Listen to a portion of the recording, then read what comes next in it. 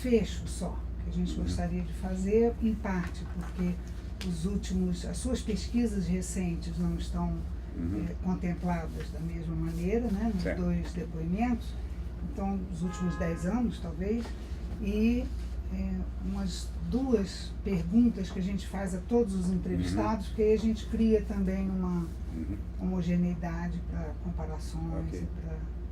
Então, quem sabe a gente pudesse conversar um pouco sobre as suas pesquisas recentes, como é que você...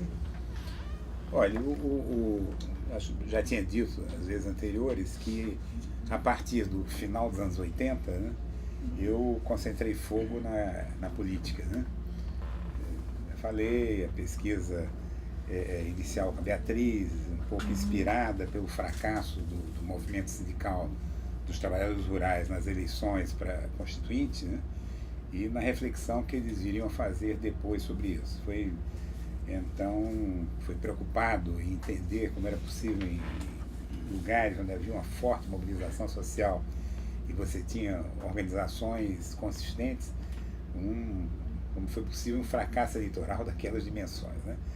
E isso inspirou inicialmente a pesquisa, que estava voltada, que era concepções de política e ação sindical, e que foi, em campos sucessivos, foi ganhando um novo contorno, virou uma coisa sobre a política, né?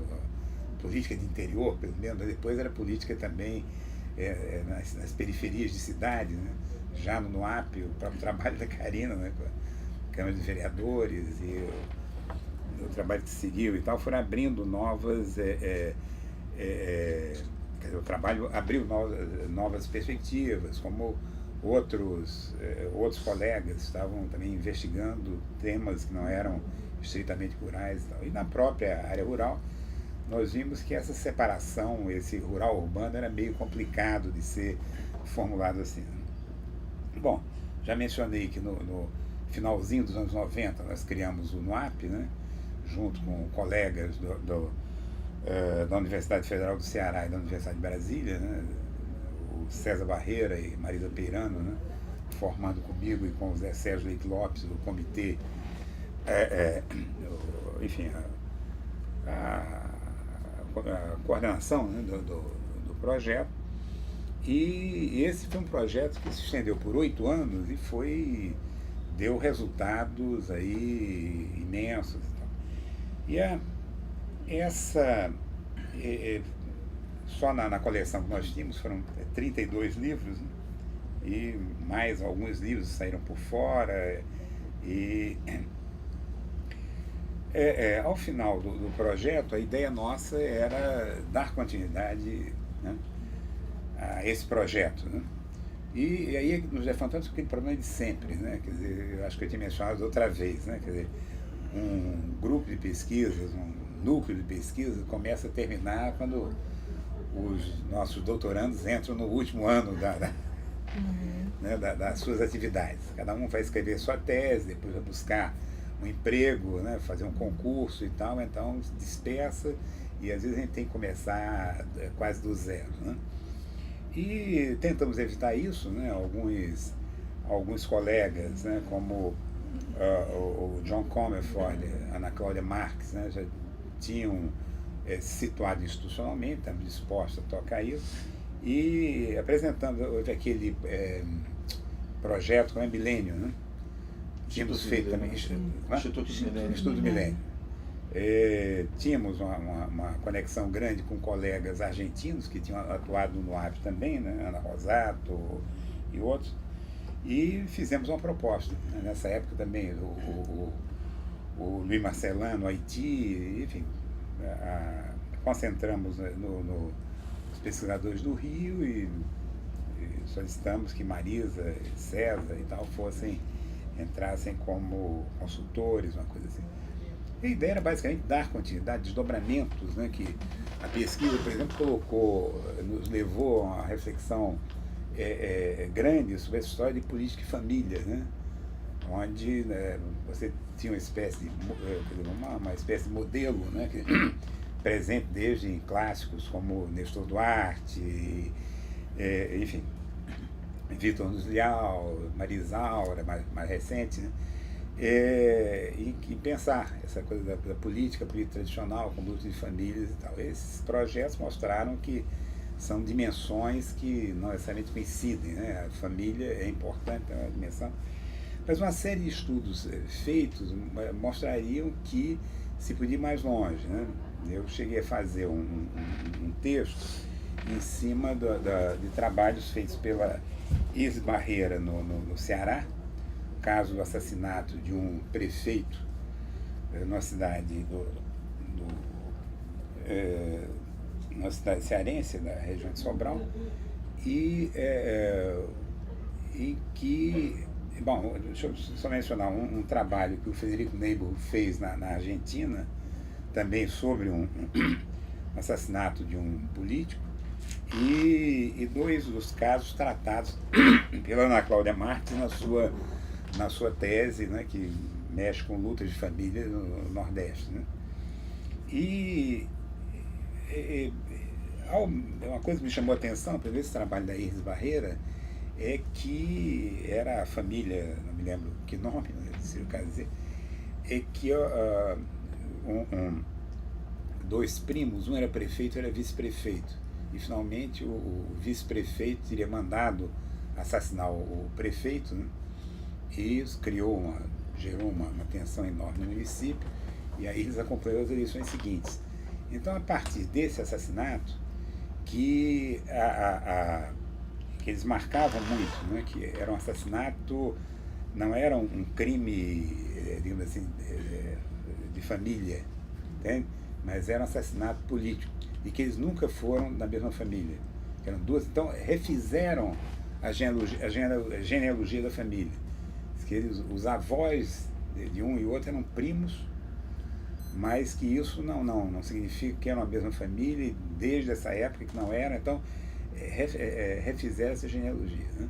O caso do Frederico na Argentina era semelhante, né? Era quer dizer, sob certos aspectos semelhante. Era um assassinato que foi lido como um crime político em Buenos Aires. Era um deputado ligado ao Partido Peronista, mas na província foi lido, tinha havido um problema de separação dele da mulher e tal, exatamente como um crime de família, motivado por coisas de herança e disputa lá do jornal que a família controlava, etc. Então essas coisas começaram fizeram voltar a uma determinada literatura. Já num curso que tinha dado lá com Castro Faria, John e Ana Cláudia, nós tínhamos visto que as famosas lutas de família, você pega o Costa Pinto de família, a maior parte das lutas eram lutas dentro da família.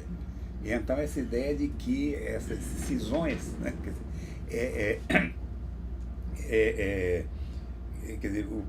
essas cisões se deram dentro do que era considerado até um certo momento família. Depois, repassando o Gilberto Freire, o Casagrande Senzala, a mesma coisa.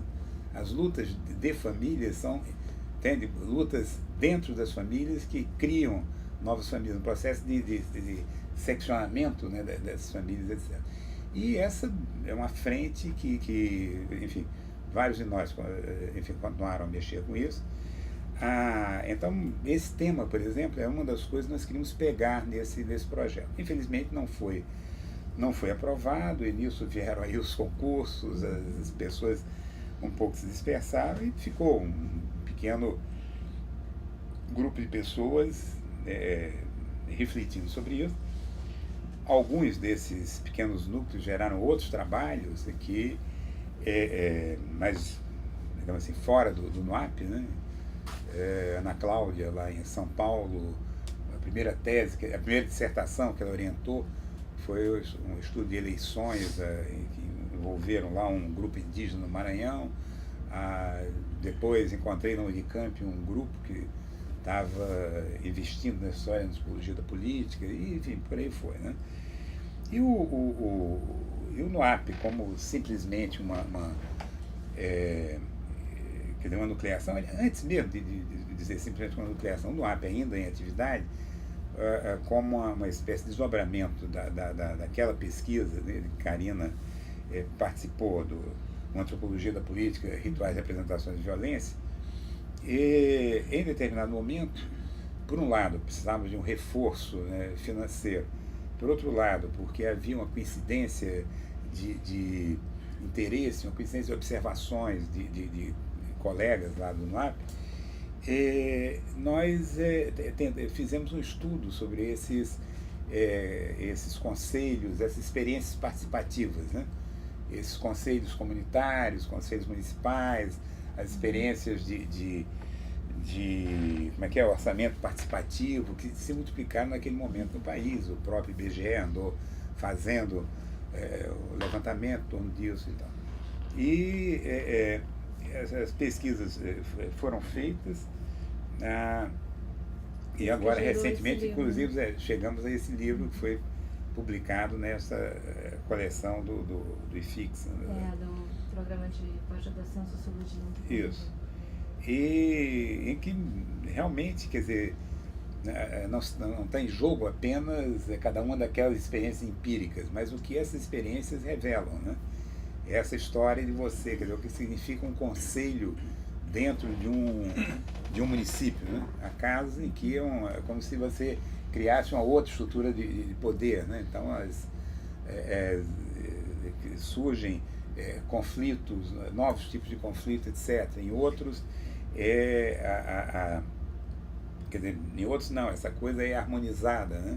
Então o executivo absorve os conselhos. O NUAP revigorou, acho que o Brasil inteiro, né? Esse tema, contribuiu tudo, e ao mesmo tempo eu te ouvindo falar, retoma um tema que é um tema de fundação, né?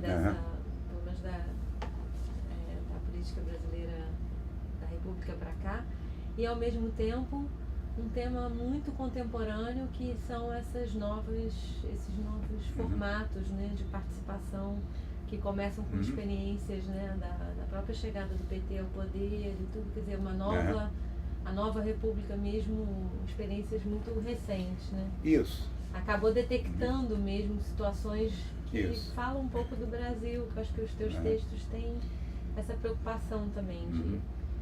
Você conta um pouco nas entrevistas anteriores, que você fala como estava dentro do teu horizonte, o pensamento social brasileiro, os próprios autores que você recupera. Então, no fundo, esse Brasil que você está falando agora pra gente é um Brasil de... Você falar um pouquinho dessa... Uma coisa que é interessante, acho que foi bom você lembrar isso, porque para além dos cortes disciplinares, né, a sociologia, a antropologia, sei lá, a geografia humana, etnologia, o que for, as humanas em geral, né, você tem uma produção que corta tudo isso, né, a história, a coisa, e que às vezes a gente não dimensiona a importância delas, né? Deixa eu dar dois exemplos. Eu me surpreendi, vocês que fizeram curso de Sociedades Camponesas comigo um momento, quando li aquele texto sobre mediadores da mediação. Cidel, né? Da Silverman, né? Da Silverman. O que ela está fazendo, né, algumas décadas antes, o Vitor Nunes tinha feito, né?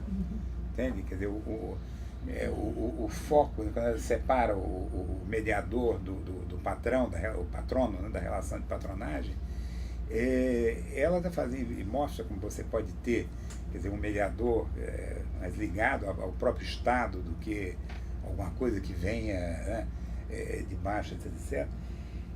O Vitor Nunes, né, quando estabelece a coisa do compromisso coronelista, está fazendo isso, em cima de uma realidade determinada, está fazendo isso.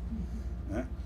Eu vejo, por exemplo, o Gertz, né, naquele artigo dele sobre as aldeias balinesas, que é uma referência, né, virou uma referência, um texto realmente que foi extremamente importante, mas se a gente vai a Oliveira Viana, né, quando vai pensar no clã parental, no clã feudal, no clã eleitoral, ele está exatamente trabalhando com dimensões.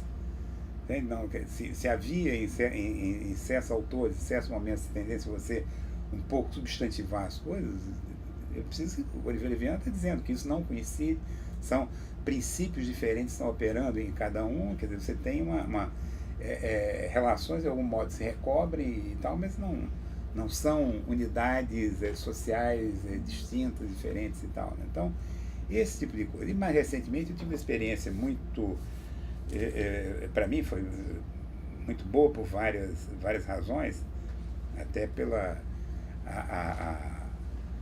enfim, a relação pessoal muito forte que tive com ele, me pediram para fazer um prefácio para a republicação do Engenho de Açúcar no Nordeste do Manuel Diegues Júnior, né? Diegues, enfim, foi realmente uma figura extremamente importante, eu diria até menos até como professor de antropologia na PUC, também, quer dizer, que era um tipo de antropologia com que eu não me identificava muito, mas sobretudo como uma espécie de orientador, né? Eu trabalhei no Centro Latino-Americano e sei lá quantas pesquisas, né? Eu e Otávio Velho tivemos várias experiências dessas, o Diegues gostava muito dos dois, e depois, por conta dos primeiros trabalhos que eu fiz, eu li muito as coisas de Diegues, o Banguê nas Alagoas, que é realmente um trabalho de peso e tal, e uma série de trabalhos de Diegues, desde aqueles espécies de manuais de antropologia que ele produziu, né? Mas até outros trabalhos. E o Engenho de Açúcar no Nordeste parecia uma coisa muito, muito interessante, mas lia muito como uma síntese de outros trabalhos e tal. E quando eu fui fazer esse prefácio, então, né, fiquei... Então, primeiro já há anos, já tinha lido, sei lá, acho que era a terceira, quarta vez que eu li. Mas, para fazer o prefácio, né, adotei um outro olhar. E percebi que o Diegues resolvia um problema, apontava a resolução de um problema que nós depois de anos trabalhando em cima da plantation, né, canavieira e tal, não tinha percebido. É que o Diegues distingue, quer dizer, ao lado da coisa da Casa Grande, ele distingue, digamos assim, diferentes, o termo, são como se fossem diferentes centros de relações sociais no engenho. A Casa Grande é uma, né? As casas lá dos moradores, dos escravos, é outro, a capela é outro, o barracão de engenho é outro. Entende? Nisso eu percebi que eu estava até então supondo que digamos assim, que a linguagem, né, que unia o senhor de engenho ao morador era a mesma que unia o barraqueiro, que às vezes era o próprio senhor de engenho, aí não tanto ao morador devedor do barracão, né? Eu percebi que a linguagem é diversa e enfim, tinha que olhar de novo para isso, né? A mesma coisa a história da capela, que você pega, enfim, toda a literatura que mexe com isso chama atenção para momentos em que há algum choque entre a capela e a Casa Grande, né? Há padres que fogem desse esquema de dominação do senhor de engenho. Então, quer dizer, o grande problema, quer dizer, parecia haver um movimento da parte do senhor de engenho para controlar todos esses fechos de relações, mas eram fechos de relações diferentes. E isso abre para quer dizer, isso multiplica a nossa capacidade explicativa do que se passa, dessa história. Você entende uma série de coisas que pareceria meio incompreensível, como falhas de um modelo em que você absolutiza o senhor de engenho, o escravo, depois o morador, então uma coisa ou outra. Enquanto você tinha realmente, quer dizer, são relações, às vezes envolvendo as mesmas pessoas, às vezes não e tal.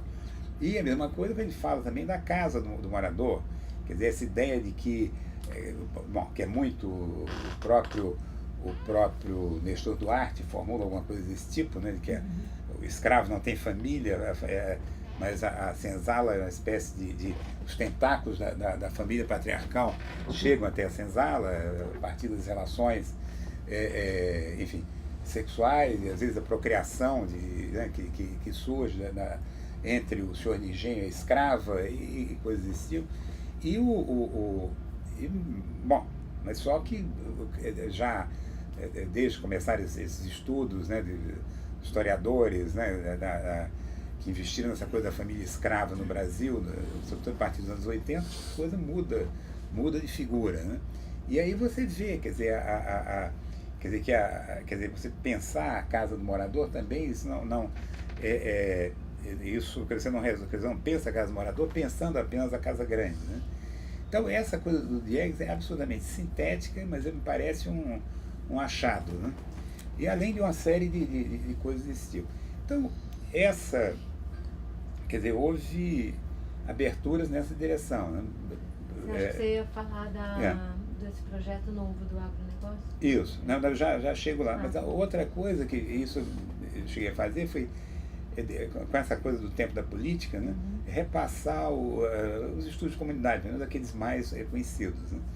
E tinha lido, imagino, uma parte das pessoas tinham lido, quando você volta a esses estudos, enfim, essa coisa aparece, às vezes inclusive a própria expressão, né, tempo da política. Essa alteração que a sociedade sofre naquele momento, naquele período, e acho que devo ter mencionado aqui da outra vez a coisa do Willems, né?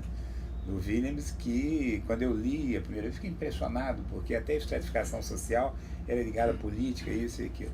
Depois desse nosso projeto todo, volta o Willems, vou lá procurar o período em que ele fez trabalho de campo e bati em cheio com o período eleitoral, né? Horácio Nogueira, isso, Albenstein. Isso, todas essas. E o Noraci, que tem aquela coisa histórica, aí foi o Marcos Otávio, né, que percebeu que também não havia uma coincidência entre família e facção política, né?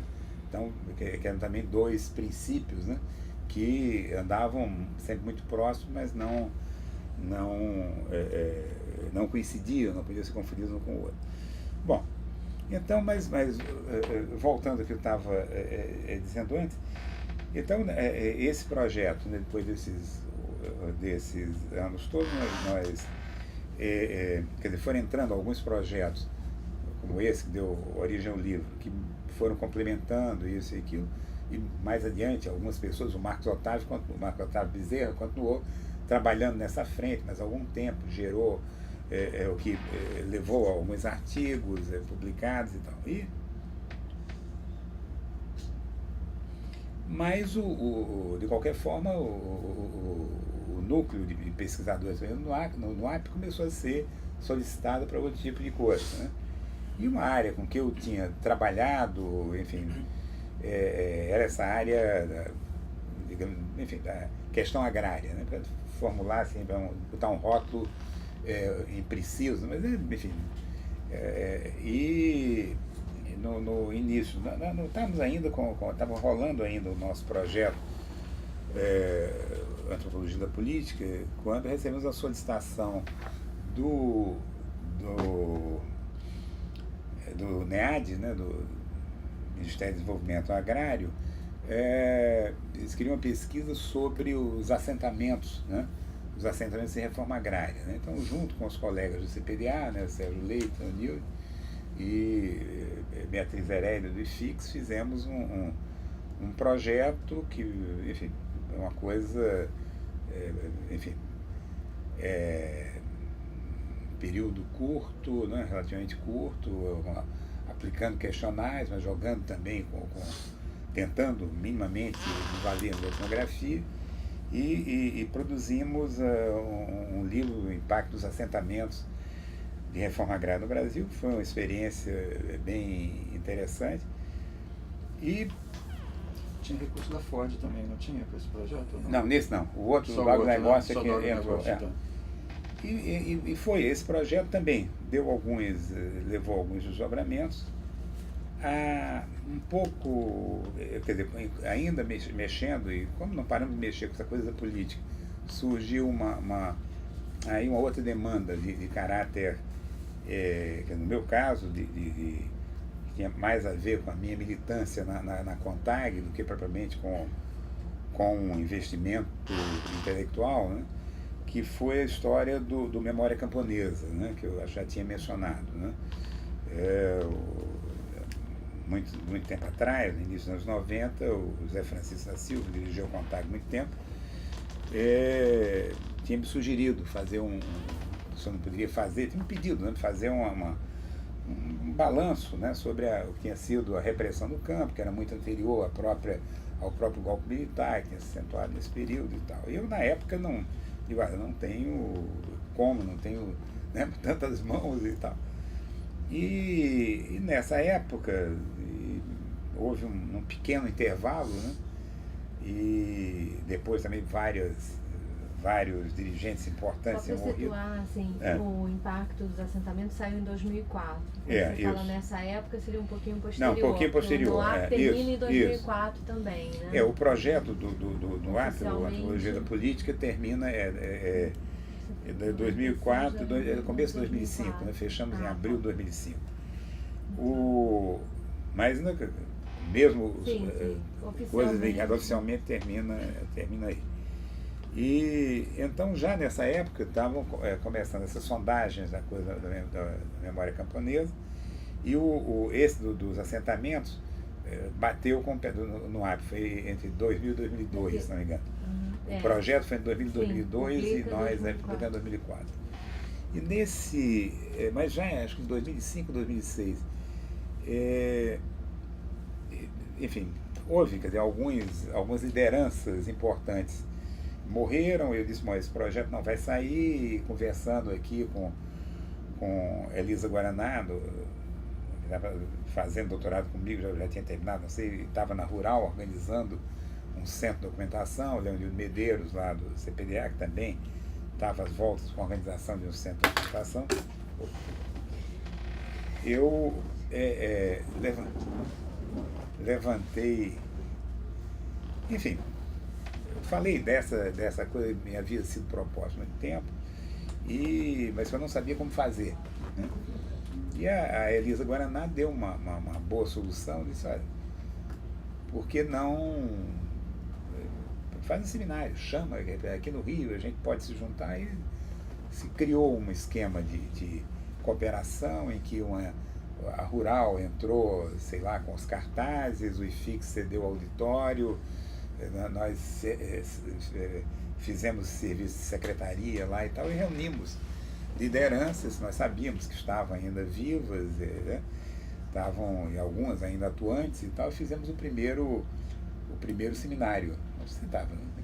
Naquele seminário aqui do Rio, né? Então, fizemos um primeiro seminário, e quando estávamos finalizando o seminário, o Caio França, do NEAD, soube, se mostrou interessado e queria colaborar. Então, quer colaborar? Me dê 2 passagens para o pessoal lá do sindicatos do Rio Grande do Norte, os sindicatos de Pernambuco, e então vieram, né, pessoas que participaram desse movimento.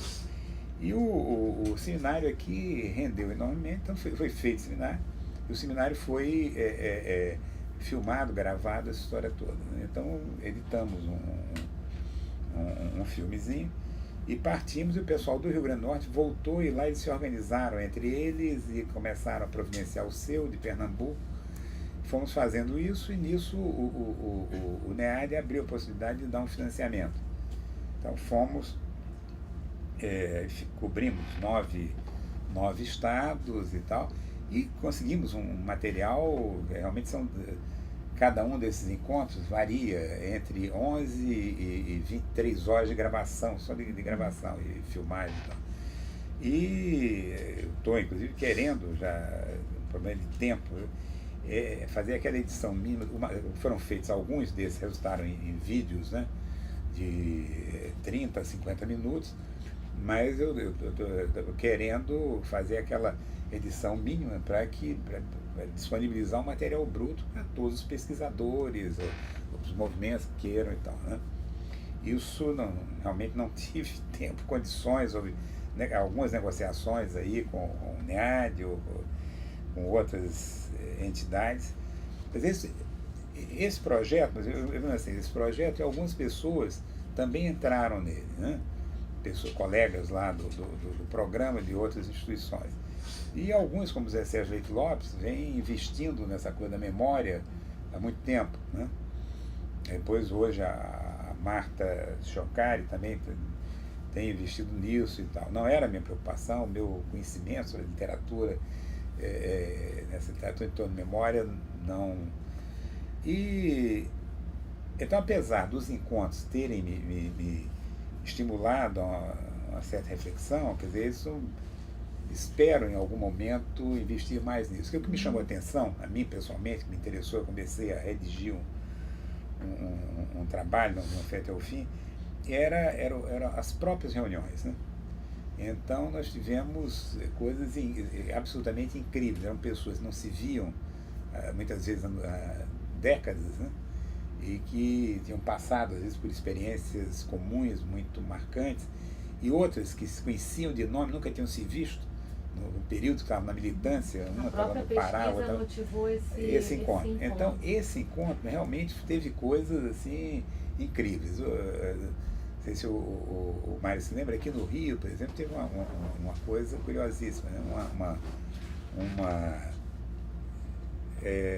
Uma senhora que era uma líder camponesa aqui na região do Cabo Frio, o conflito durou 25 anos, isso e aquilo, Dona Rosa, né? Ela fez realmente, o depoimento dela era assim, uma coisa. Depois eu fiquei sabendo que ela já tinha, a partir do sindicato, já tinha feito programas de rádio, isso e aquilo, e ela... Comunicadora. Exato, ela sentou e pediu desculpas, né, ali na universidade, ela e tal, foi sentando, assim, falando, e foi no ponto, aí de repente ela tinha um problema na perna, ela ficou não, agora se eu vou falar em pé, por isso, por aquilo, mas essa parte eu só sei foi em versos, né? Toda uma parte que ela foi. E foi uma coisa. E enquanto isso, as pessoas fascinadas, né?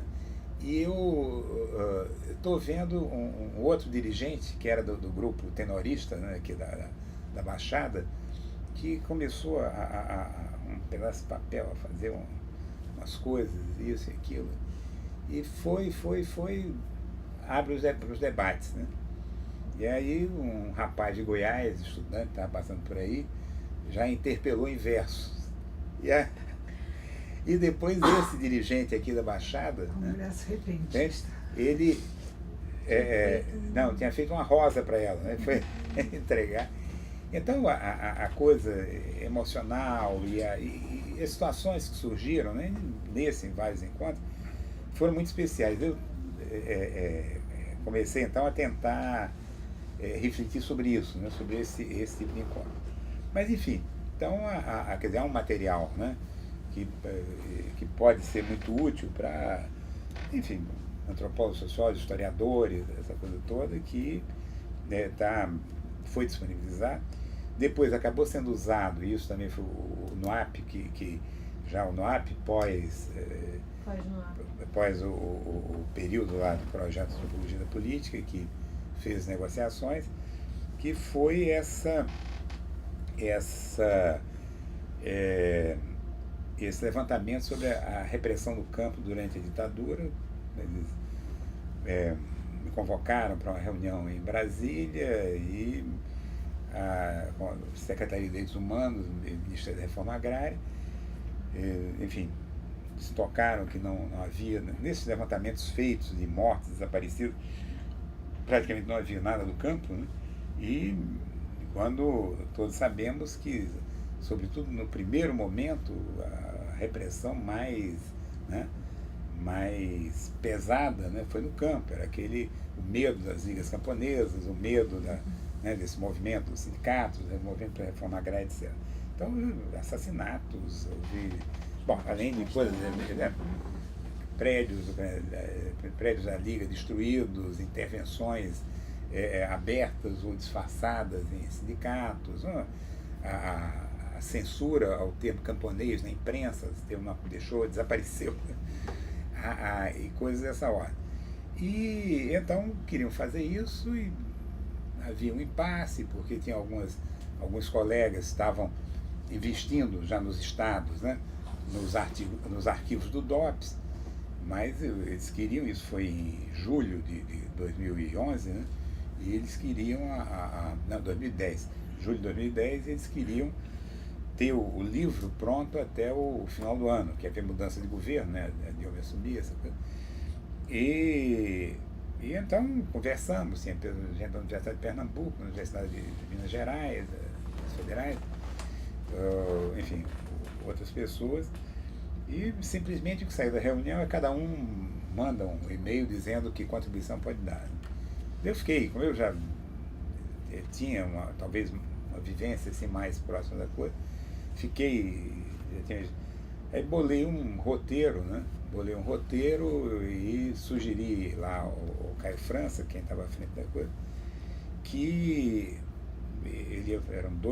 eram um jornalista que queria fazer a coisa, que mandasse o jornalista dele para o Rio, porque nós tínhamos um arquivo bastante rico, e além disso tinha um arquivo lá do Centro de Documentação da Leonil e a Biblioteca Nacional, onde você tem coleções como Terra Livre, de outros, e que então eu colocava à disposição aquilo lá e sugeria o roteiro.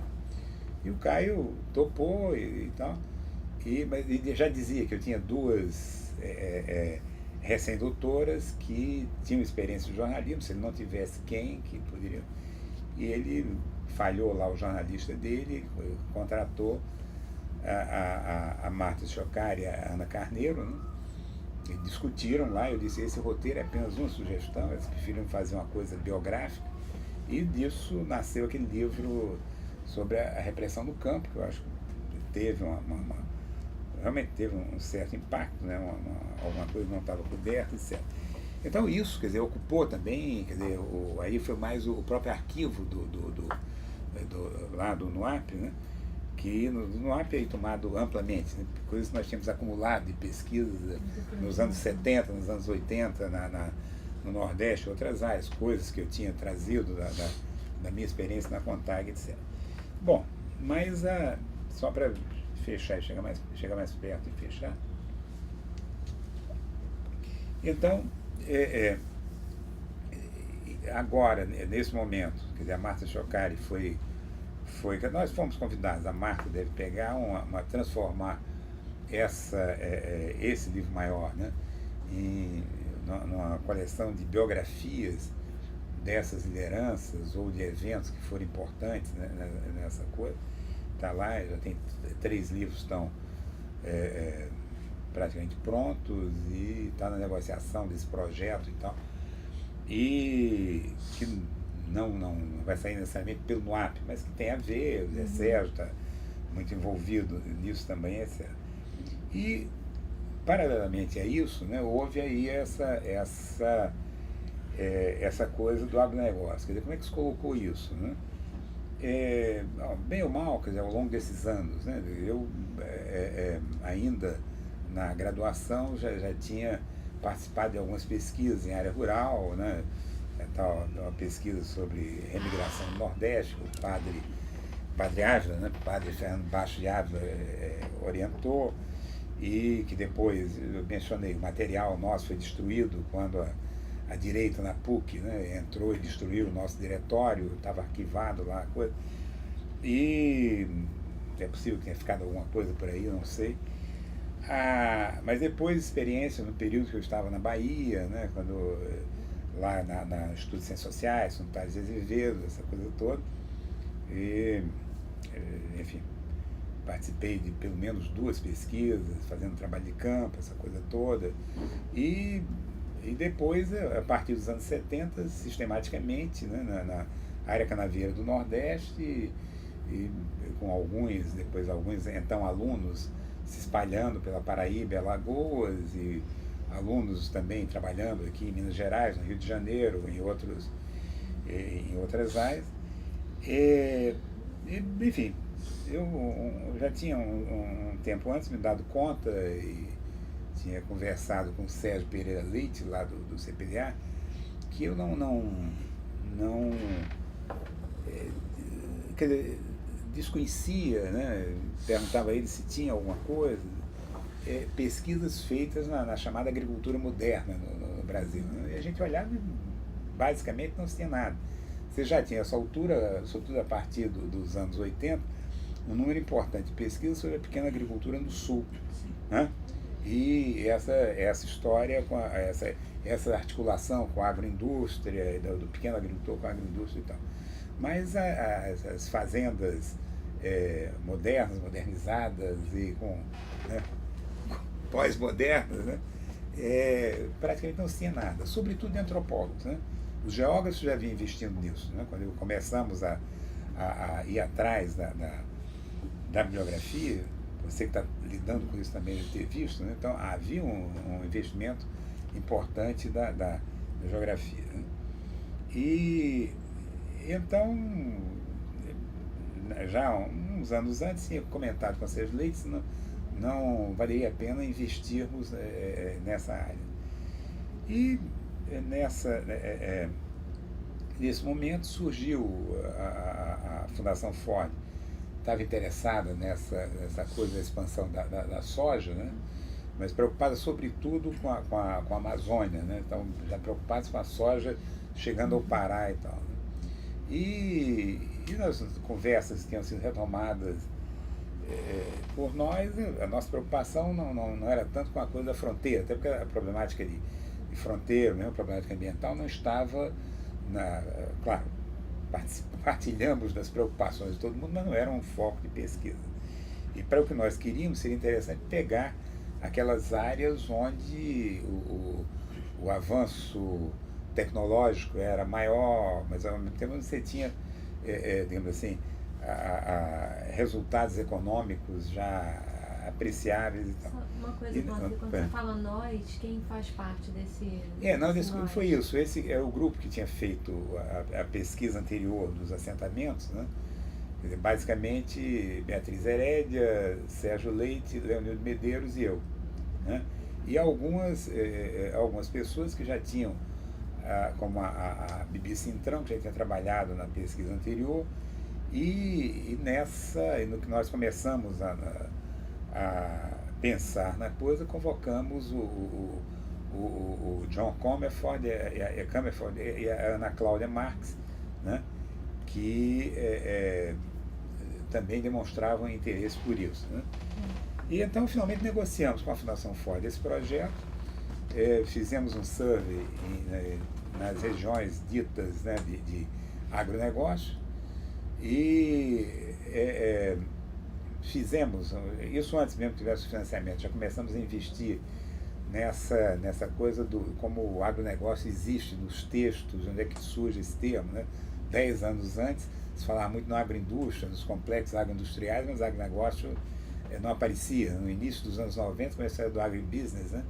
Na própria ABAG, né? A Associação Brasileira do Agribusiness, começa a ganhar força, mas nos anos 80 isso não existia.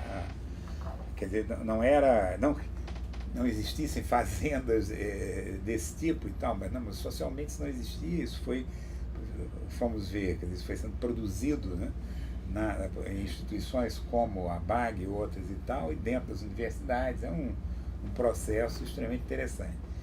E então já começamos isso, negociamos com a Fundação Ford, então tivemos um financiamento da Fundação Ford, que depois ampliamos com o financiamento do CNPq e por último o financiamento da FAPERJ. Fizemos um survey e escolhemos como as duas regiões para pensar determinados contrastes, o norte do Mato Grosso, a área da BR-163, né? E o Triângulo Mineiro, tá? Porque pensamos não pegar apenas a soja, né? Pegar outros produtos. Né? No Triângulo tinha nos impressionado essa experiência do café do Cerrado. Né? E o contraste, quer dizer, no caso de Mato Grosso, era uma área que era considerada como território vazio, apesar de, né, já sabermos um pouco de como foi esvaziado esse território, né? Grupos indígenas que foram afastados, né? Antigos seringueiros ainda nos vales de alguns rios que foram também expulsos, grilagem, negociação de terra, né? Mas, em tese, era uma área, assim, não povoada. E no caso do Triângulo, você tinha uma área já, né, ocupada há muito tempo, né? Quer dizer, essa combinação gado e agricultura, né? Sobretudo com ênfase no gado, né? O Cerrado era o lugar onde o gado era era solto em determinadas épocas do ano, essa história toda. Então achamos que seria um contraste interessante, porque você não tinha, no que nós encontramos nesse survey em Mato Grosso, é que é como se os do lugar fossem os gaúchos, né? E os de fora eram os maranhenses, os nordestinos que viviam. E Minas é diferente. Em Minas, os mineiros e tal estavam lá e tal. Então, os paranaenses, os paulistas, em alguns municípios gaúchos, eram vistos como... Então, já havia, quer dizer, havia um esquema, quer dizer, uma sociedade com suas instâncias de poder próprias, com espaços ocupados, não era essa... no Mato Grosso, a própria divisão municipal, né? Que você tinha, quando nós fizemos a reconstituição de mapas, né? Quando você pega os anos 40, praticamente era um município só, toda a área da BR-163, que ia lá do que seria hoje o limite sul enfim, de Cuiabá até a divisa com o Pará, era um único município. Então havia uma série de transformações em curso, quer dizer, e uma das coisas foi isso, sabe? Quer dizer, essa mudança da própria divisão político-administrativa. Então, o contraste nos pareceu que seria muito produtivo. E havia também, pensamos em determinado momento, em investigar o Oeste Baiano, né? Aquela área de Barreiras, Luiz Eduardo Magalhães e tal, onde também, aí não só quer dizer, a soja, mas sobretudo nos últimos anos o algodão ganhou teve uma expansão muito forte, né? E inclusive já estavam criando um polo industrial, né, quando nós estivemos lá em torno de Magalhães. Mas faltava pernas para tanta coisa. Então concentramos, houve alguns estudos do pessoal do CPDA lá na Bahia, nós nos concentramos no Triângulo Mineiro e sobretudo na região do Alto Paranaíba e no Mato Grosso. E foi uma Marcos Otávio não participou também? Participou. Não, porque nós estabelecemos uma estratégia de ter, digamos assim, fazer, digamos assim, 2 estudos de área e alguns estudos que nós dizemos transversais. Então, o Marcos, a ideia do que o Marcos pensaria, né, políticas públicas políticas públicas de diferentes níveis, né, federal, estadual, municipal, nessas 2 áreas. Né? Infelizmente ele não pôde fazer como gostaria, né, porque a própria equipe que ele tinha montado, os alunos desertaram e enfim, ficou meio prejudicado. Mas ele escreveu sobre isso, ele comparando as 2 áreas. Né? Então alguns pesquisadores ficaram nessa, tentando fazer esse olhar. E criamos 2 equipes, uma com a Ana Cláudia Marques em Mato Grosso, outra com o John Comerford no Triângulo Mineiro, e houve, né, um momento, que aí já um survey dentro de cada região, uma espécie de trabalho mais coletivo, e depois os pesquisadores foram desenvolvendo os seus temas e tal, né? E aí algumas dissertações de mestrado, tem até agora uma tese de doutorado, tem mais 2 em andamento, e fizemos um relatório final para o CNPq, que foi um período menor, e depois para a Fundação Ford, que estamos transformando em livro. Né? Mas a ideia fundamental, porque eu falei um pouco de como foi armado, era nós tentarmos, de algum modo, mapear as relações sociais na área do agronegócio. Porque, geralmente, quando se fala de agronegócio, ou você pensa numa situação que você tem simplesmente máquinas operando e essa enorme produção e a balança comercial sendo sustentada em parte devido a isso, ou então aquela crítica que diz, não, mas é a área do trabalho escravo, disso, daquilo, a denúncia, né? Quer dizer, ou a exaltação como uma coisa absolutamente moderna e de vanguarda, a história toda, ou a crítica, né, pelos seus efeitos, pelas populações que desalojou, pela presença do trabalho escravo, toda uma série de coisas. Mas a gente não consegue perceber, isso é uma dificuldade que eu tinha, não conseguia visualizar, entende? enfim, que sociedade é essa e o que é que nós encontramos nesses lugares? Eu acho que você fala da área canaveira do Nordeste, ou mesmo de São Paulo, então, você imagina, você tem uma imagem em forma das áreas de criação tradicional, você dá mesmo as áreas de criação mais modernas, ou da pequena agricultura no Sul, você tem uma ideia, nessa coisa do agronegócio é um vazio, né?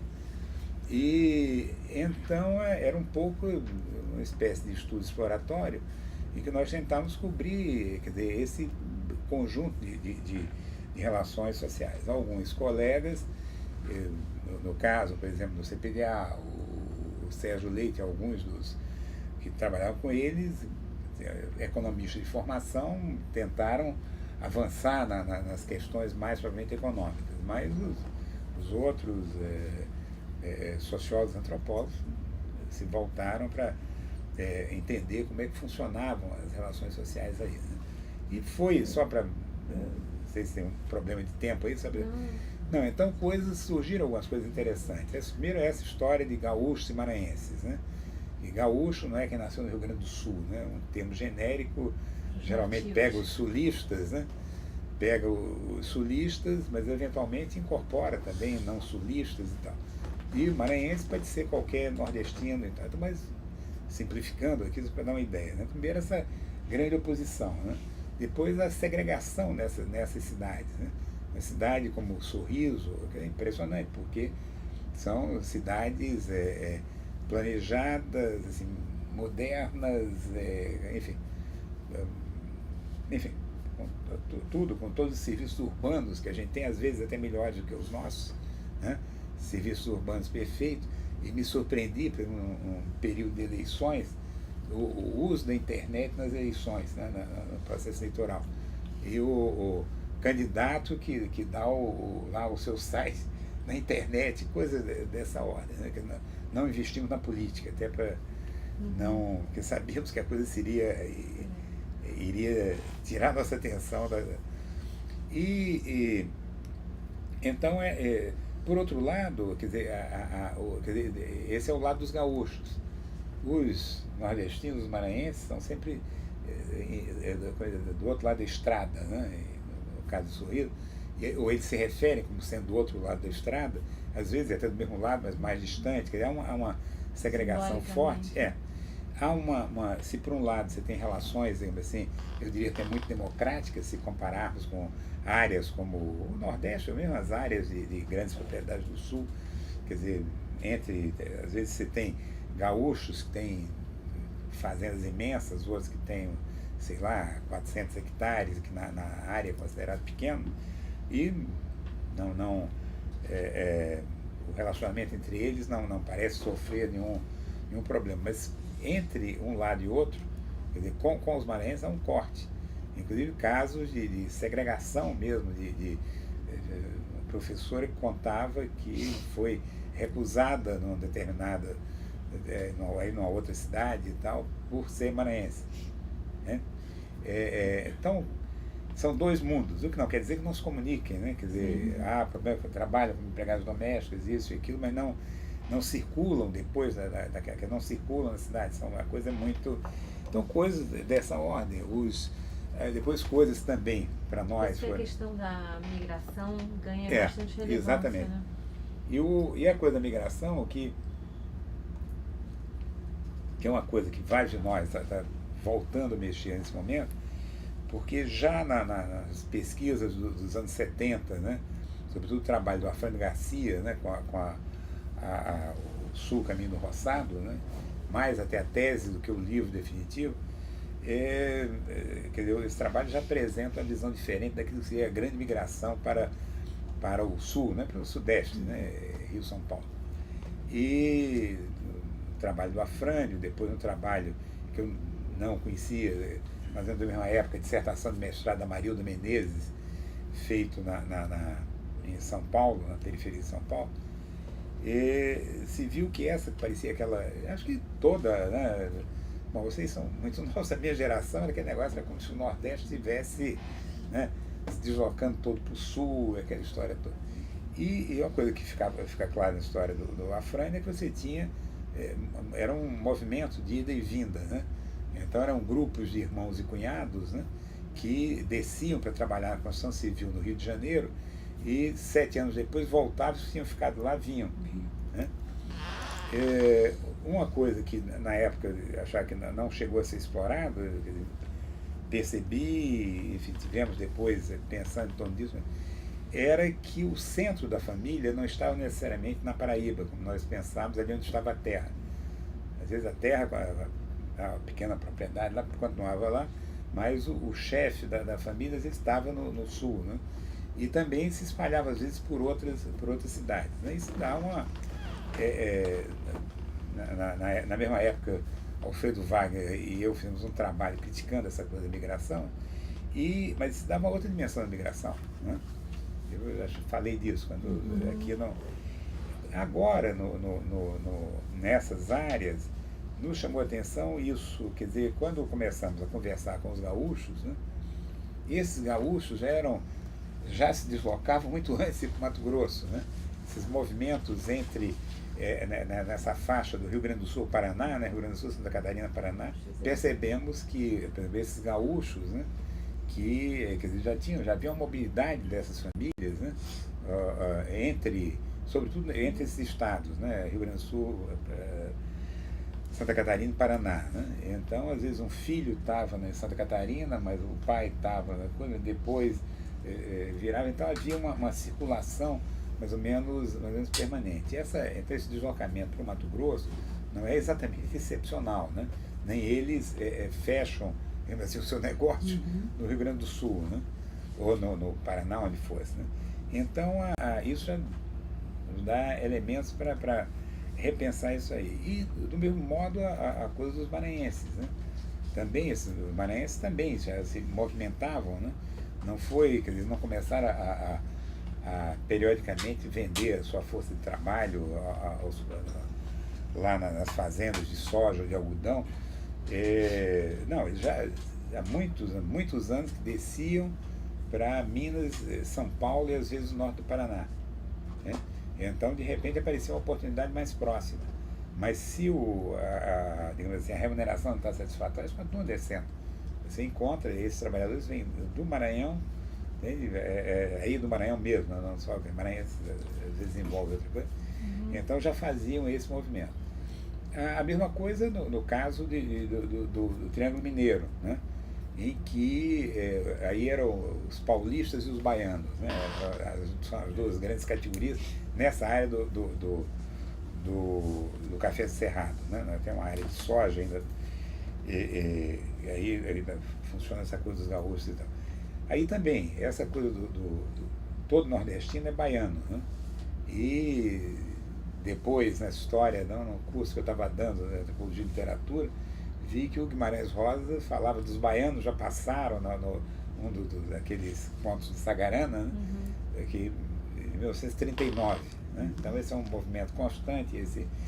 Mas também no caso do Triângulo também, os paulistas, né, muitas vezes eram paranaenses que reivindicavam, que tinham vindo do Paraná, ou às vezes nascidos no Paraná, mas faziam questão de marcar sua condição de cafeicultor ligados à cafeicultura paulista. Os pais, os avós plantavam café em São Paulo, foram para o Paraná, alguns inclusive prosperaram e tal, e a partir de determinado problema que surgiu no Paraná, eles foram para Minas. Né? E então havia, quer dizer, essas populações já se movimentavam, não era aquela coisa parada, né? Às vezes a gente concebe o colono no sul como alguém que chegou, recebeu o seu lote ali. Né? Então isso, e ao mesmo tempo, quer dizer, esses movimentos são importantes serem pensados, porque sobretudo a primeira leva de gaúchos que vão para o Mato Grosso, eles voltam para casar no Rio Grande do Sul. Né? E mesmo no período que estivemos lá, imagino que ainda já tem alguns anos, 2 anos, 3 anos, de certa forma, reforça a ideia de segregação. Continuam casando entre gaúchos, casam lá, casam em Mato Grosso, mas com gaúchos. E regularmente as festas viajam, eles fazem viagens. Teve um dos membros da pesquisa, estudante do CPDA, que fez uma dessas viagens em época de festas para para o Rio Grande do Sul. Então eles reúnem a família no Rio Grande do Sul, né? E ao mesmo tempo vocês chegam no lugar, já jogam o filho mais para frente. Agora, que são movimentos administrados pela família, né? Então, já a coisa no Maranhão, por exemplo, não há disputa de terras entre gaúchos e maranhenses aí. O tipo de agricultura, o tipo de terra que os maranhenses procuram não é aquilo, não é cerrado. Não é... Então aí é ganhar dinheiro, e o dinheiro que eles conseguem investem no próprio Maranhão, ou comprando terra, ou comprando um pouco mais de terra, ou montando um negócio. E a família, diferentemente da família do Rio Grande do Sul, está muito centrada em torno da figura da mãe. Então a grande referência desses trabalhadores, né, que descem para o Mato Grosso, então, quer dizer, o que aparece? Fica ou a mãe que vai? A mãe que ficou lá? Não, a mãe que fica no Maranhão. O Maranhão continua sendo referência, eles se sentem ali como estrangeiros, né? Então, quer dizer, nos dois casos, são famílias, são estratégias familiares, são em jogo, mas são configurações de famílias diferentes e que, de algum modo, trombam, não estão... Quer dizer, não é aquele negócio, conflitos, estão disputando a terra, não. Há conflitos, mas não é... Quer dizer, não estão disputando, quer dizer, uma mesma terra. Do trabalho também, né? Sim, e uma divisão social do trabalho, sem dúvida. Em termos teóricos, e de certa forma, essas coisas todas estão, essas pesquisas, só as de hoje, não estou nem retomando, mas elas todas estão conversando com algumas preocupações que você traz de muito tempo. Não, sem dúvida, sem dúvida. O Bourdieu continua sendo um autor importante para pensar. Que autores que estão mobilizados um pouco nessa... Olha, o Bourdieu continua sendo um autor importante, enfim, várias pessoas também que estavam ali em torno do Bourdieu e tal, então esse diálogo continuou aberto, né? Mas não, acho que eu tinha dito isso da outra vez, nunca tivemos assim a preocupação de sermos bourdieuistas ou coisa que o valha, até porque eu acho que eu cheguei também a mencionar isso, quer dizer, dos meus sinões com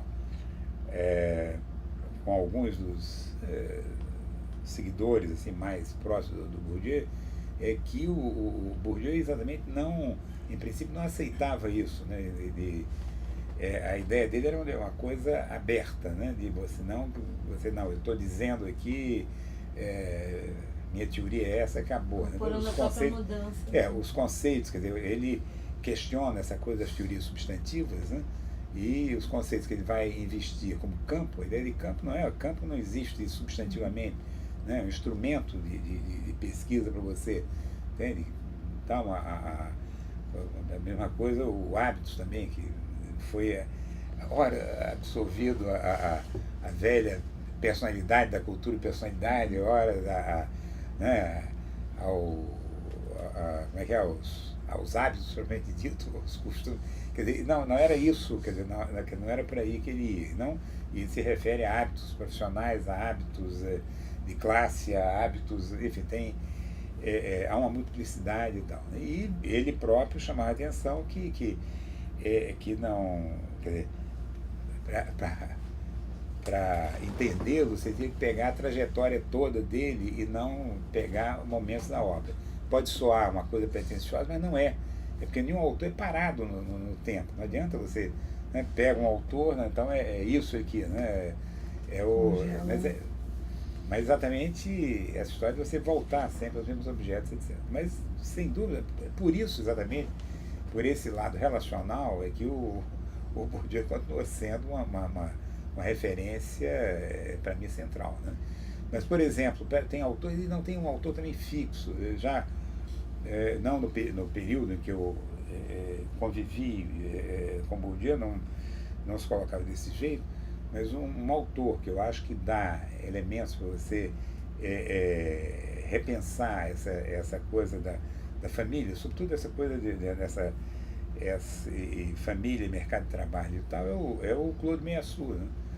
O Claude Meillassoux, no Fan Grenier e Capitaux, ele chama a atenção essa coisa que o Marx pensou na reprodução do capital, mas não teve tempo, ou não chegou por alguma razão a pensar o problema da reprodução da força de trabalho.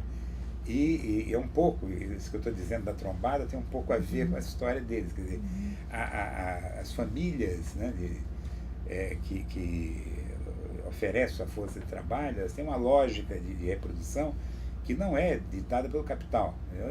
Há momentos, há lugares, se encontra com o capital no mercado, se encontra com o capital, aquela coisa do Marx, dentro da fábrica, etc. Né? E, bom, é uma série de coisas, ainda desse negócio da família, o próprio Eric Wolff, né, quando lembra, evoca o Schumpeter, que evoca o Marx e o Engels e tal, dizendo que eles não se referiam provavelmente a operários, se referiam a famílias operárias, né? O que não significa que sejam famílias configuradas de uma determinada maneira, mas que não... quer dizer, essa situação do trabalhador individualizado diante dessa coisa impessoal que é o capital e tal, isso, primeiro, é uma construção modelar, é um modelo, né? Mas, de fato, cada um desses lados tem suas regras próprias de reprodução, ou de produção e reprodução até. Né? Eu queria fazer uma pergunta bem geral, acho que num certo sentido, recupera a sua reflexão nesses três tempos. Assim. Os temas que você traz, as questões que a sua pesquisa e que os estudantes, né, que você formou, são temas que são clássicos da sociologia, da ciência política e com essa entrada muito interessante da antropologia, que já é uma tradição que você tem um papel fundamental, inclusive, nisso. E o que eu fiquei pensando é se, em algum momento, você percebe como diferença o fato de você estar da antropologia pensando isso, ou isso não faz diferença, ou isso faz diferença para no interior do grupo de antropólogos, por exemplo.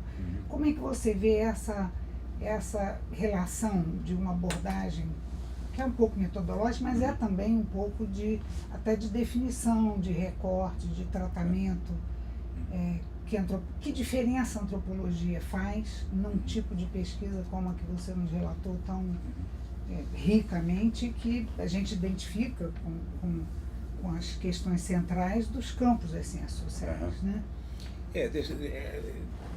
Eu já, como eu disse, não me lembro tanto do que disse antes, que eu comentei antes, pois é. Mas é que eu não estava pensando em me definir profissionalmente, né? Eu pensava na sociologia, né? As experiências digamos assim, com a antropologia, né? Não me seduziam muito, né? O tipo de antropologia com que eu me defrontei na época de faculdade, as coisas não... bom, tinha algumas coisas que me tocavam, né? Mas não era... Mas fundamentalmente eu estava, enfim, pensando em termos de uma sociologia, as referências teóricas eram esses grandes teóricos da sociologia, etc. Né? E a antropologia foi entrando um pouco, digamos assim, pelos lados, né? E depois, quando eu vim para o Museu Nacional, havia aquela história de áreas de concentração, né? E eu vim para a sociologia, né? Então, tinha aquela história de dar nome, número a curso, né? Você tinha, como é que é? A N, coisa assim, tinha isso até você nos contou, eu fiquei pensando o ET e o Sócrates. E, não, eu sei, estou somente lembrando isso, quer dizer, não tinha, quer dizer, essa pretensão de, sei lá, de fazer antropologia, etc. Só que, de um lado, quer dizer, o tipo de sociologia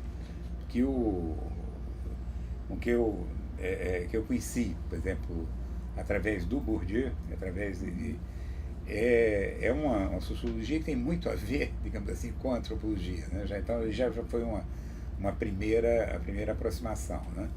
E depois, um pouco antes, em alguns casos, enfim,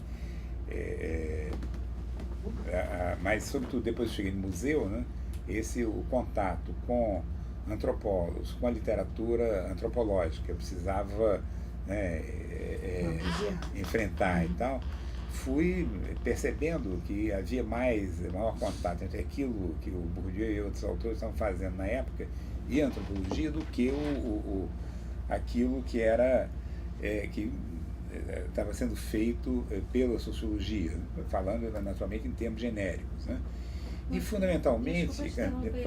Só uma pergunta. Que você está indo justamente para Manchester e o Gluckman, e você, pelo menos o Bailey, alguns autores que são ligados à chamada Escola de Manchester são muito importantes para as tuas reflexões. Isso também seria uma entrada, vamos dizer, para a antropologia, os africanistas? Ah, sim. Não, nisso que eu... Tá. Quer dizer, só fazendo a ponte, então, uma das coisas era essa, quer dizer, esse problema de como você lidar de um lado com a teoria, né? Quer dizer, como juntar isso com com o seu material empírico, né? Esse que é um pouco o drama de todos todo mundo faz pesquisa em ciências sociais, né? E me pareceu que a antropologia, quer dizer, o investimento feito na pesquisa etnográfica, isso foi ganhando um formato que para mim era mais, como é que eu diria, mais consistente do que o que estava tentando em outras ciências sociais. Por exemplo, a ciência política, sem dúvida alguma, tem contribuições notáveis, mas há um formalismo muito grande na coisa dos recortes, né? Quer dizer, e então essa história de você, quer dizer, o que a antropologia foi abrindo para mim era você tentar relativizar esses recortes, né, que você opera, né? Quer dizer, se há alguma objetividade em jogo, ela passa por uma reflexão crítica sobre a sua própria suposta objetividade, né? E então essa coisa dos recortes, a coisa da política veio muito por aí, Karina, quer dizer, sempre me chocava esse negócio de você vai estudar política, né? E então tem todo um conjunto de conceitos, aquilo é Estado, enfim, é governo, é isso, é aquilo, nação, bom, e mesmo as coisas miúdas, mais do nosso dia a dia, de partidos e eleições, isso. Então, você lê os textos teóricos, é um mundo. Quando você começa a se aproximar das coisas, é outro mundo, né? Mas na pesquisa de campo, nessa convivência mais longa com as pessoas, na observação disso aí, começa a aparecer, quer dizer, essa coisa não é casual, não tem em jogo um afastamento dos grandes conceitos, mas há concepções que respaldam isso, há recortes da realidade, é só do tempo da política, né? É só do tempo da política, não enfim, tempo da política, tempo da eleição, não sei o quê, né? Isso é o que estava lembrando da pouco, nos estudos de comunidade, 3x2 desaparece, mas de repente caiu um pouco a ficha para mim, quer dizer, que aquelas pessoas todas pensavam aquelas situações que elas viviam, não em termos mais espaciais, como nós fazemos, né? O domínio, isso é jurídico, isso é econômico, isso é político, coisa assim, e as discussões são em torno de político, jurídico separado do político, a gente fica nisso aí. Eles têm um recorte em termos de tempo, não tão, quer dizer, em termos de tempos, né? Tempo de festas, tempo da política, tempo da colheita, tempo disso, tempo daquilo. Será que isso eu posso tratar isso como sendo uma imprecisão e ignorância deles, insistir no meu recorte? Não, então, o que acontece, quer dizer, o tipo de experiência que a gente fez, o que acontece se eu levo a sério isso que está sendo, não é somente dito da boca para fora, está sendo experimentado, vivido por essa população. Então, exatamente. Então, é um pouco, quer dizer, essa coisa do conceito, uma coisa que é impressionante. A gente, mesmo, não é só com os alunos isso termina sendo mais visível, porque evidentemente tem menos experiência, mas há uma naturalização nossa, mesmo dos profissionais, da coisa do conceito, como se o conceito fosse abstrato. Né? O Weber resolveu isso há sei lá quantos anos atrás. Entende? O tipo ideal, não essa vulgata de tipo ideal que a sociologia americana produziu, mas quer dizer, o que está em jogo, entendeu? Seria assim, o conceito próprio, assim, o artefato próprio da sociologia. Era um pouco isso, você lida com as idealizações, as formulações, os recortes da população e tenta dar consistência lógica e buscar algum tipo de sistematicidade com os outros, né? com os outros, com as outras utopias, como ele diz. Então, um pouco isso também, o trabalho, né, não sei se dos antropólogos, de alguns antropólogos, outros, implica, né, isso que está em jogo. Então, me parece que a coisa, quer dizer, indo por aí, acho que dá para a gente entender uma série de coisas que, de outro modo, não se conseguiria entender. E como tudo tem limites, né, também, até isso, também aceitar que há limites, não há teorias todas poderosas.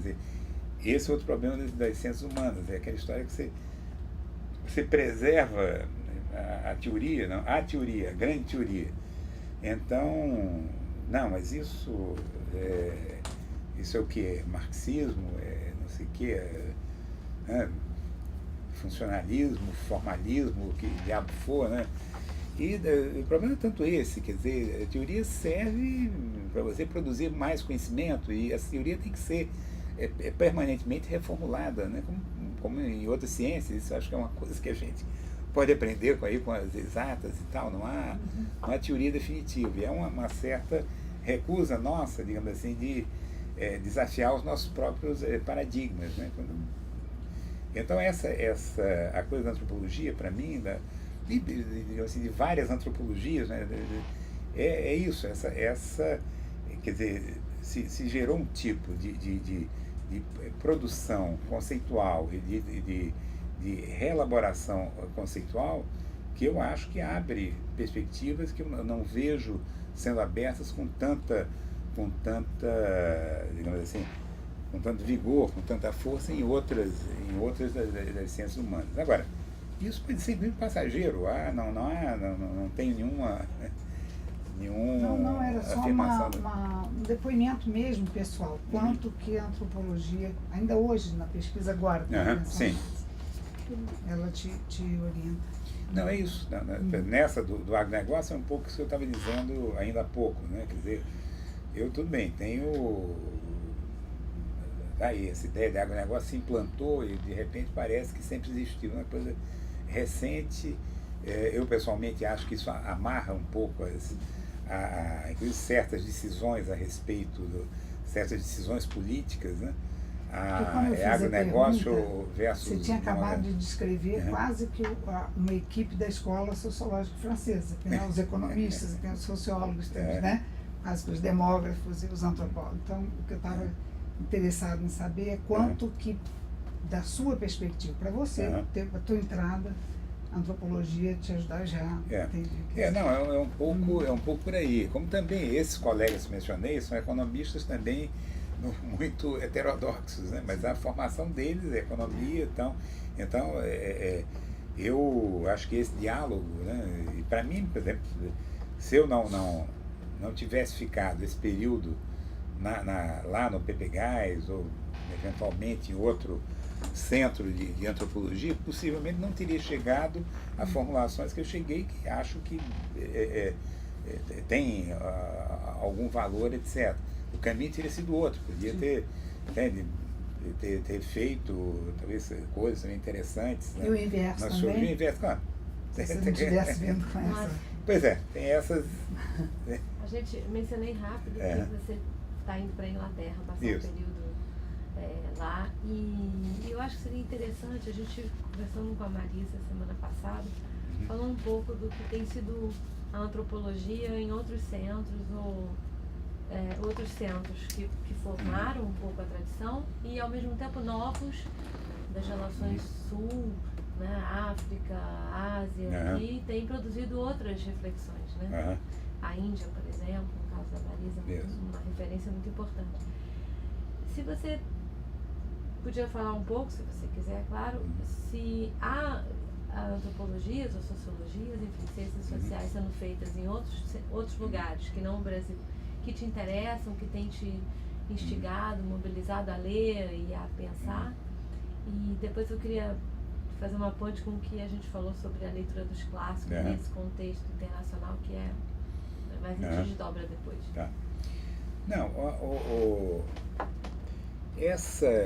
quer dizer, um dos problemas que a gente tem hoje, que eu sinto e que fico, é uma certa impossibilidade, né, por mais que haja essas facilidades aí da internet, isso e aquilo, mas a gente cobrir, você tem uma ideia de tudo que está se fazendo nas ciências sociais, ou mesmo que a gente tome especificamente a antropologia, né? Quer dizer, se a gente tenta fazer esse tipo de investimento, você não consegue aprofundar minimamente aquilo, aquele tema, aquelas questões que você está mexendo, né?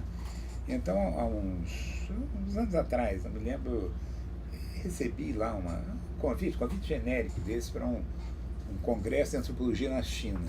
Eu tenho muita curiosidade de conhecer a China e tal. E então era um congresso de antropologia, sociologia, não sei o que, na China e tal. Eu fui lá ver o programa e tal. Eu nunca tinha ouvido falar de nenhum dos nomes, né? Eram sociólogos e antropólogos noruegueses, chineses, uns poucos americanos, os canadenses. Então era uma configuração, acho que holandeses, não sei o quê, e com questões que não eram nessa mesma faixa, não eram questões que você se defrontasse, né? Nessas revistas mais conhecidas de antropologia que a gente lida, né, o American Ethnologist, o Current, enfim, e o antigo Man, o Loma, essa coisa toda. Aquele era um outro conjunto de nomes, de questões e tal, mas estava lá a coisa da antropologia. E eu, sabe que negócio dá um certo, putz, não tenho ideia do que está acontecendo no mundo, né? E cada vez que você puxa uma coisa dessas, isso essa coisa diversifica. Então eu não tenho, pode ser que tenha uma ideia de tudo que está ocorrendo. A gente acaba ficando, né, acompanhando assim, um conjunto relativamente pequeno de antropólogos, e esse conjunto pequeno, né, todo dia tem, né, gente nova se incorporando a ele, já é uma dificuldade, né? Então enfim, é difícil. Esse exemplo, essa coisa da Índia, em determinado momento eu fui Índia, como também de alguns antropólogos africanos e tal, nessa história do pós-colonial, né? Fui atrás da coisa, né? Fiz um investimento base nessa literatura, me pareceu extremamente interessante, mas também de uma variedade, quer dizer, tem toda a coisa do pessoal que vem de literatura aí, que eu quando eu fui não tinha ideia disso, e tem essa coisa do entorno do inglês, da língua inglesa, e se justifica um inglês oficial, que seria, né, o inglês, né, britânico, essa história toda. E vi que quer dizer, um pouco eu dei uma bordejada nesse mundo, peguei alguns desses trabalhos que tinham interesse para aquilo que estava fazendo, incorporei, né, de vez em quando busco, dou uma olhada nisso e tal, mas não, enfim, isso não tem como avaliar esse conjunto. Esse conjunto, os próprios limites desse conjunto são difíceis de você visualizar, né? A gente fica naturalmente preso àquela literatura com que você lida. Esse eu acho. Mas no fundo, um drama. então, porque essa discussão de que você valorizou muito, não só hoje como nos outros conversas, a leitura dos clássicos. Sim. E a riqueza que é recuperar. E a gente, de certa forma, tem ouvido isso aqui. Por outro lado, há uma cobrança, a gente tem um interesse dentro do projeto que é sobre o ensino, né? Como se ensina a antropologia hoje, tanto na graduação quanto na pós-graduação. E nesse processo de escolha da formação, de certa forma, há uma tensão entre propor os clássicos, retomar os clássicos, ou a cobrança de se estar, entre aspas, atualizado, né? Em dia. Como é que você vê essa tensão? Não, quer dizer, eu acho, quer dizer, que a coisa dos clássicos é fundamental. Você não está, primeiro, abrindo porta aberta, né? Evidentemente que a cada vez que você volta aos clássicos, você está, digamos assim, abrindo a nova porta nos clássicos. Você não volta passivamente, não há uma leitura única, né, desses clássicos. Há pouco estava falando dessa coisa do Weber, estava criticando o tipo de identificação que uma surgiu americana numa certa época, depois já houve coisas críticas a esse respeito, identificavam tipos ideais e tipologias, né? E isso realmente quando... Não, eu aprendi assim, um belo dia eu vou diretamente ouvir, não é nada disso. Não está escrito isso aqui, não está escrito isso aqui, não tem... E então, por outro lado, também isso tem certo momento, eu mesmo, acho no memorial, quando eu fiz o memorial, dei conta disso, às vezes há até equívocos seus em cima da leitura de um autor que podem ser produtivos, né? Equívocos podem ser produtivos. Então, uma crítica grande, né, a versão, a tradução do Weber, por exemplo, feita pelo Parsons. Mas eu confesso que, não, eu acho que, por um lado, perfeito e tal, simplifica. Por outro lado, essa versão do Parsons é muito interessante também. Entende? Eu acho que, então, enquanto que essa versão que circulou muito entre nós, tradução para o espanhol, né, da Fundo de Cultura Econômica, é dura de roer, né, porque é a tradução que é meio literal, né, o tradutor tentou seguir isso à risca, né, e a minha impressão é que a tradução brasileira também, né, se inspirou muito nisso aí, né, o confronto foi feito. Então, quer dizer, quando eu pego o Economia e Sociedade, versão Parsons, às vezes pode até estar se afastando do Weber, mas me sugere coisas interessantes. Então tem essas coisas. Tem nessa a mesma coisa,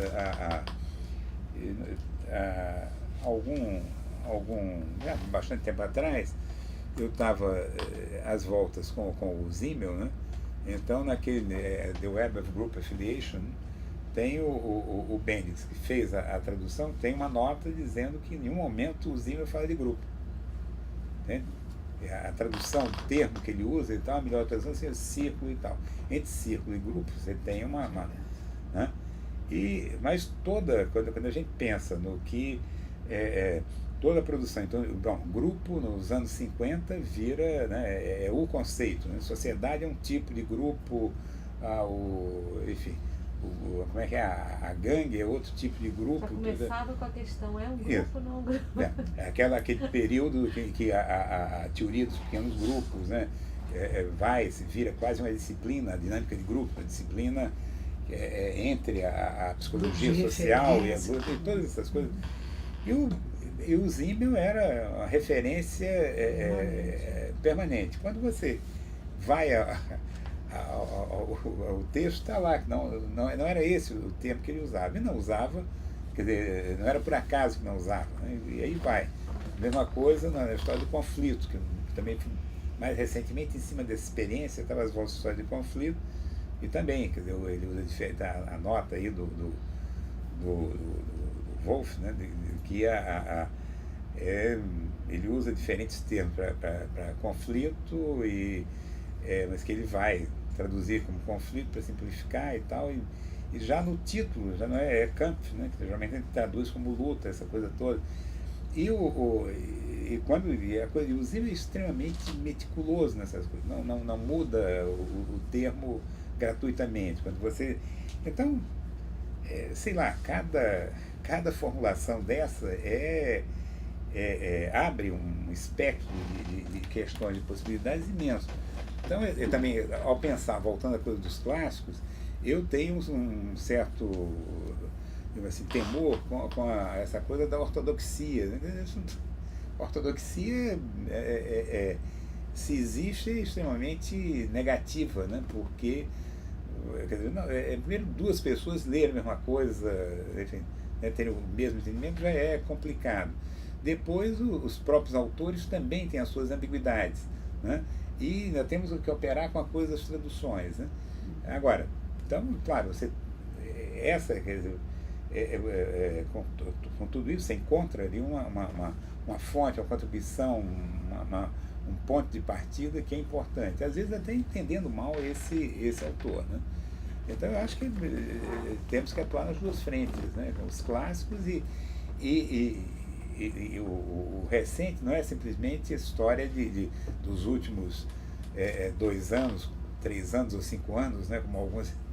Como fazem algumas revistas, só resenham coisas produzidas nesse período, mas o problema, quer dizer, o que está sendo quer dizer, esse movimento de ir atrás esse movimento de pesquisa, de ir atrás da informação, de mais uma vez questionar a teoria, de checar, de reelaborar e tal. Não sei, eu diria a coisa um pouco por aí, né? Eu acho que de vez em quando surgem, né, umas polêmicas em torno disso e tal. Eu acho que, sem dúvida alguma, quer dizer,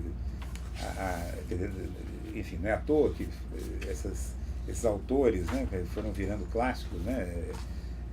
Weber, Durkheim, Mauss, Marx, enfim, Boas, enfim, uma variedade grande aí nas diferentes ciências humanas. E o Thomas Naniek, por exemplo, que para mim eu tinha aprendido na faculdade isso e aquilo. Quando nos cursos sociais camponeses voltei aos dois, e aí tive a paciência de pegar o livro todo, ler e usar. Né? Isso. Realmente, naquela época estão fazendo uma proposta específica de uma psicologia social, estão propondo coisas, estão muito próximos sem mencionar, mas tem muita coisa próxima ao Weber, mas é um livro de uma criatividade enorme, né? O que eles vão dizer a respeito da família, né? Aquele negócio do ciclo de desenvolvimento doméstico, né? Vai ser retomado 30 anos depois pela antropologia, mas está lá. Né? Então essas voltas, né? Elas podem ser muito produtivas. Não é para você ficar cultivando, né, o ancestral do ancestral do ancestral, não é isso não. Mas é que é você evitar, quer dizer, não só abrir portas abertas e buscar formulações que são um instrumento, que dão um aparato para você abordar, enfim, aí a realidade. Não sei, eu não sei se fui claro. Não, foi claro. Por aí, né? Foi claro. Então, a gente termina geralmente também perguntando se você gostaria de acrescentar alguma coisa que nós não abordamos, se você acha que é importante hoje. Uma coisa que o projeto tem tem mostrado assim, uma riqueza muito grande é a curiosidade, o interesse dos jovens, às vezes graduandos, de início de graduação, em ver essas entrevistas, em conhecer, e a gente sabe que tem muitas dificuldades. Você, aliás, tocou agora nesse ponto da dificuldade hoje de selecionar a informação que Então, abrir um pouco, se você quiser falar alguma coisa que você acha que seria interessante para um aluno hoje de ciências sociais. Bom, uma coisa que eu tenho mexido aí, que eu tenho falado algumas vezes, bom, uma coisa é isso que a gente estava discutindo e tal. Agora, eu acho que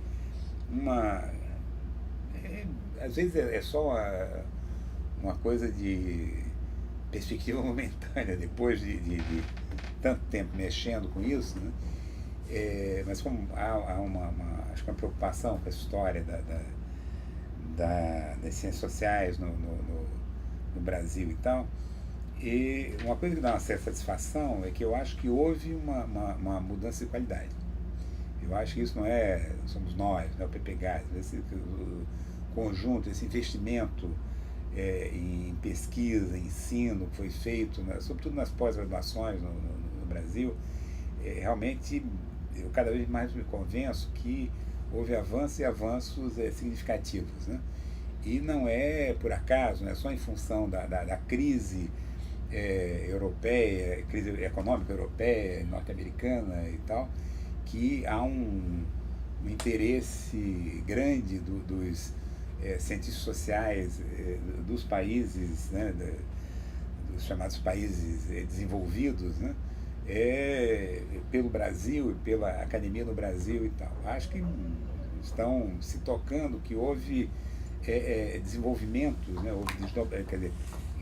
houve um investimento que deu frutos aqui e que estão colocando questionamentos para eles próprios pensarem, né? Então, acho que estamos mexendo numa situação que sempre foi complicada. Por exemplo, se um francês,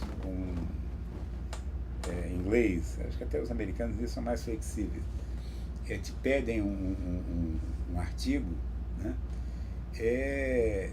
Eles não conhecem eles supõem que o leitor deles, às vezes ele próprio, né, não conhece a história brasileira. Então, querem que você explique tudo da história brasileira para falar de um tema determinado, né? Agora, já eles escrevem sobre não importa o que, né? E a gente que se vira para saber, entende? Como é a história da Argélia, da Turquia, do Japão, disso e daquilo, né? Aquelas informações básicas e tal. Então, esse tipo de exigência, né, que eu me defrontei, tive conversas com o próprio Bourdieu na época e tal, porque tinha lá um artigo e queriam que eu desse umas explicações. Não faço isso. Quer dizer, havia um formato, né, quer dizer, a gente já recebia um arcabouço de produto intelectual pronto, você tinha que se ajustar a ele. Isso, por exemplo, está sendo quebrado. Entende? Isso está sendo quebrado. Então, há uma certa mudança.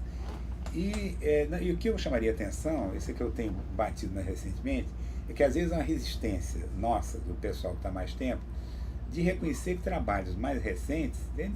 Estão fazendo pontos, né? Estão vendo mais longe. Entende? Não vejo nenhum problema de exemplo, alguns mais velhos.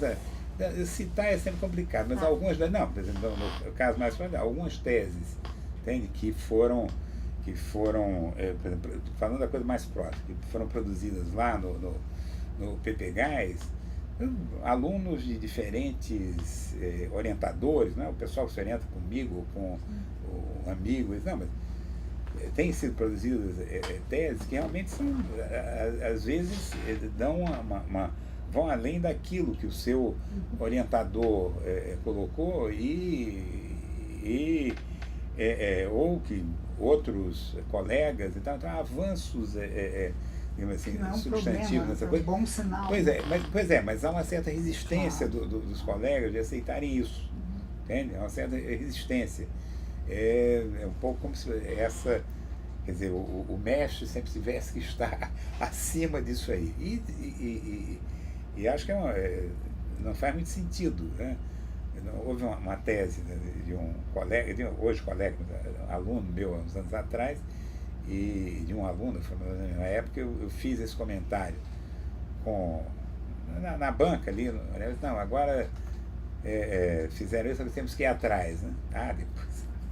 Depois os colegas não gostaram nem um pouco, né? Enfim, isso está virando você sabe que esse estava por lá na época.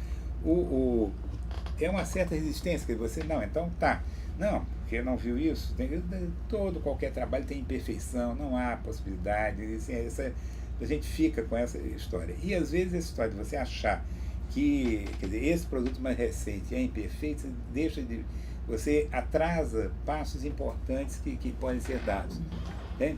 Então quer dizer, isso eu acho que me parece crucial para a gente caminhar, né? E um estímulo enorme para os jovens. Para os jovens, pois é isso que eu estou dizendo, reconhecer o que está sendo feito. Então, não quer dizer que todos os trabalhos sejam melhores e tal, porque os mais velhos também continuam trabalhando, produzindo isso e aquilo, mas é um pouco romper essa barreira, tá?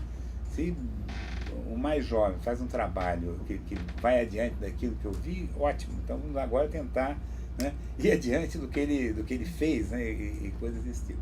Então, enfim, era isso. Espaço, né, Márcia? Para muitos. Uma mensagem. Então, não, eu acho que, quer dizer, então eu estava dizendo, realmente, eu acho que é muito gratificante, né, depois a gente está anos, né, sei lá, algumas décadas, né, na universidade, a gente perceber essa transformação, né? Você vê que conseguiu, de algum modo, interferir nisso aí, deixar a sua contribuição. Então, e ver que esse é um movimento que segue, né? Que não tem aquele negócio, não, houve um pique agora, não, a coisa está indo e há um reconhecimento de que essa coisa está se transformando, isso é profundamente gratificante. Eterna juventude.